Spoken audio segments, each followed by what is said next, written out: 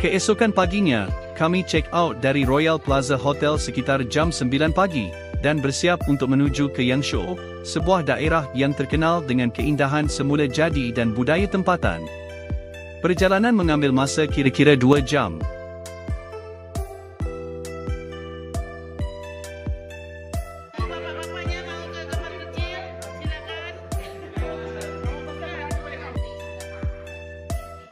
Dalam perjalanan, kami singgah sebentar di Kilang Sutera Guilin, melihat sendiri bagaimana helaian halus benang sutera diproses menjadi kain.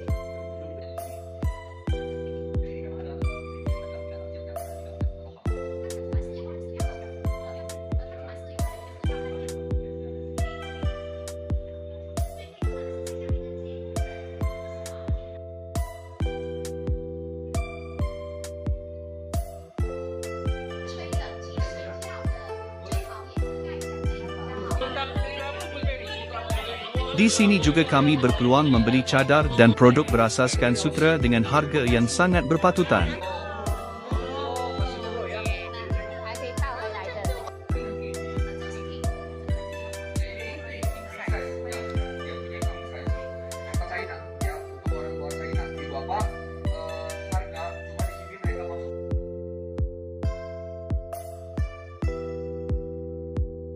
Perjalanan kami ke Buni Terraced Fields penuh dengan keterujaan dan rasa kagum yang sukar digambarkan.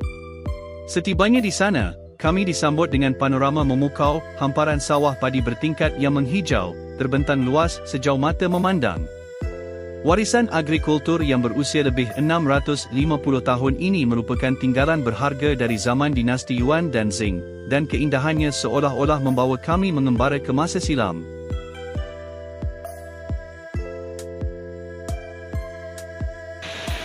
Kami kemudiannya meneruskan langkah ke sebuah bangunan yang menjadi pintu masuk untuk menaiki kereta kabel.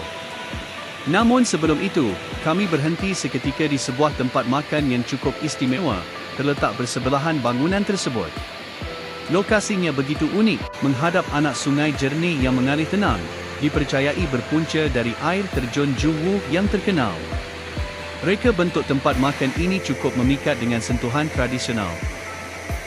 Struktur tiangnya yang bulat dan meja serta bangku yang diperbuat daripada bongkah kayu, digabungkan dengan atap yang disulami rumbia, menambahkan lagi suasana desa yang nyaman dan autentik. Di sini, kami menikmati makan tengah hari sambil ditemani deruan air sungai dan desiran angin sepoi-sepoi bahasa yang menggoyangkan dedaunan rumbia di atas kepala. Segalanya terasa begitu damai dan menyegarkan. Usai menjamu selera, suasana bertukar meriah apabila kami disambut oleh dua wanita Red Yao dengan berpakaian tradisional mereka. Dengan senyuman mesra dan nyanyian selamat datang yang syahdu, persembahan mereka sebahagian daripada budaya dan warisan tanah tinggi yang masih utuh sehingga hari ini. Alunan suara mereka menghidupkan suasana, menambah lagi rasa teruja dalam diri kami. Dengan semangat yang membara, kami melangkah masuk ke bangunan utama, bersedia untuk menaiki kereta kabel. Saat itu, kami tahu bahawa pemandangan yang bakal menanti dari atas nanti pasti akan membuka lembaran baru dalam kisah keindahan Buni Terraced Fields, satu pengalaman yang bakal terpahat dalam memori selamanya.